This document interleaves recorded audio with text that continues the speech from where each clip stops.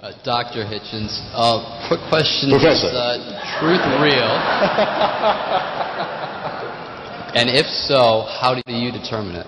Excuse me, it's my fault. I stepped on your line. Would you mind repeating your question? It was brief, I think. Is truth real? Does it exist? If so, how do you determine it? Once more. Is truth real? And if so, how do you determine it? Okay. Well, having attacked relativism on purpose, I should maybe specify precisely what I meant. To say, it's a famous line, as you know, what is truth, asked jesting Pontius Pilate, and did not stay for an answer. Well, it's a long stay if you do stay for it. What I believe to be the case is that there is a difference between fair-mindedness, impartiality, even-handedness, and objectivity, which is the search for the truth, and the willingness to say that upon coming upon an uncomfortable truth, if it was at one's own expense, it meant one had to change one's own opinion or analysis, one would be obliged to do so. That's what objectivity means. And I think that while the grail of truth may not be entirely attainable, without the idea of it, and without the obligation to seek it very intensely and very seriously, one would be in a rudderless world, a world without true north, if you like.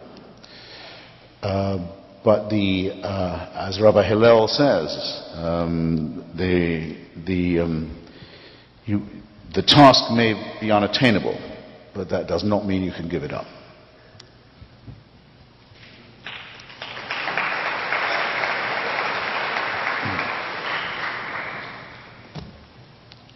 Rabbi Hillel, by the way, who is the author of the Golden Rule, which the Christians so often claim to be their own. Wrongly, falsely, lyingly, and doubly falsely actually, because the obligation to love others as yourself is an unattainable one. And it's sinister for that reason, because it's demanded of you that you do the impossible. Thus you'll always be falling short, thus you'll always be in sin, thus you'll always be guilty, thus you'll always have to confess, thus you'll always be in the claws of the priests. That's the trick, as it's said by Fulk Greville, you're created sick and commanded to be well. This is a sadomasochistic relationship with the dictator. You can't be right. You'll always be wrong. The law is such as you can't keep it. Whereas the relatively sane injunction of the Babylonian rabbi, at least, is what is repulsive to another.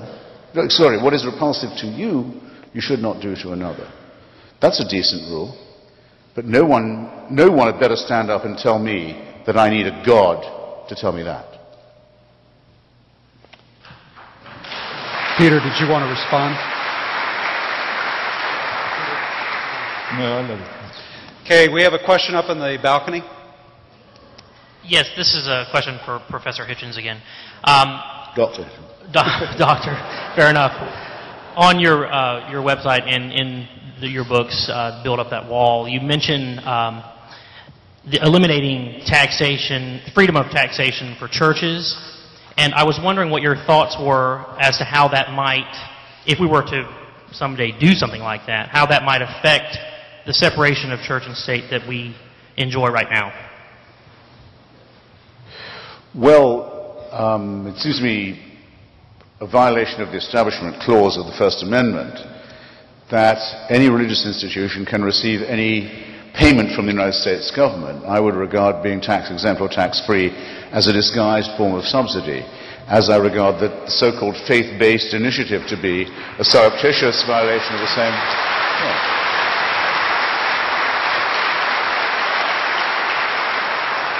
I should say for sincere believers that there's an excellent reason why the Establishment Clause of the First Amendment was first proposed. It wasn't proposed just by people like myself who wouldn't go any further than deism in their attitude to religion. It was proposed by many people who were quite devout and who thought not just that the government must not be corrupted by religion, but that the churches mustn't be corrupted by the association with the state either. And I think that's an equally morally valid point.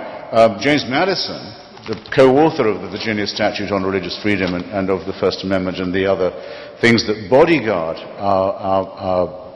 our wonderful Republican secular constitution, didn't think there should be chaplains to open Congress, didn't even think there should be chaplains in the armed forces. If you want to pray in the army, they can. No one can stop them, but we're not going to pay for someone to pray over them.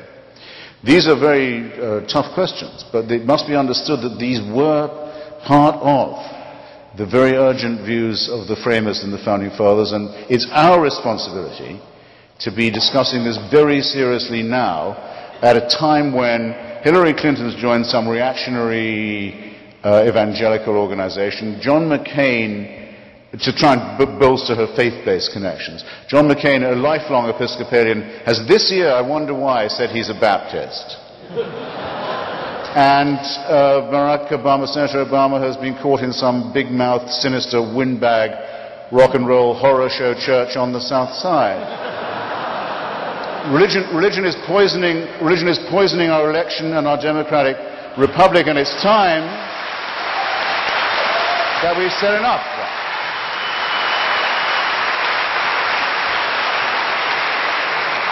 If you want to be a fraud and a fundraiser and a shakedown artist and a big mouth and an ethno-racist in this country, try your best. But it's long past time that we said putting Reverend in front of your name is not enough of an achievement to do that.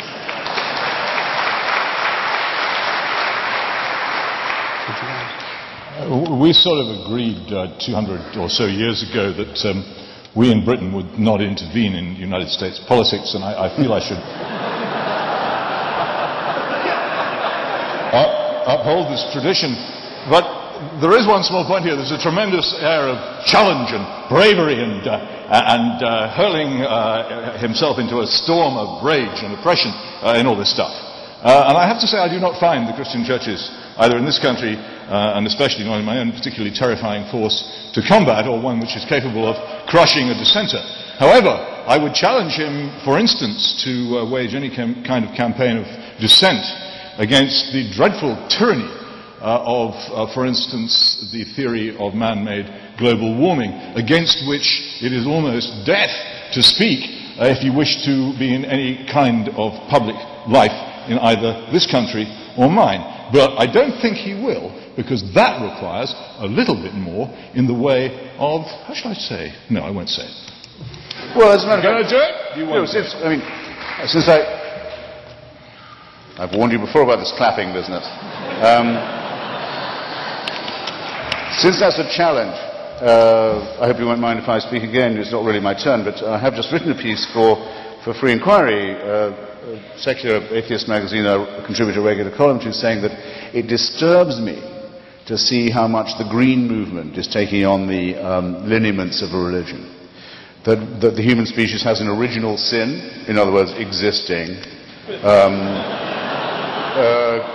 making smoke, other things that upset the air, that it will be punished for this, that an Armageddon or an apocalypse is on its way, that if all don't understand this, that there could be terrible punishments, and that there's only one true way out of it. No, I've already written that I don't like the tone of this at all. Just in case. You don't have to read everything I write. You don't, but you guys, you do. And next time we talk, I will expect you to have read everything I've written. Okay, our next question.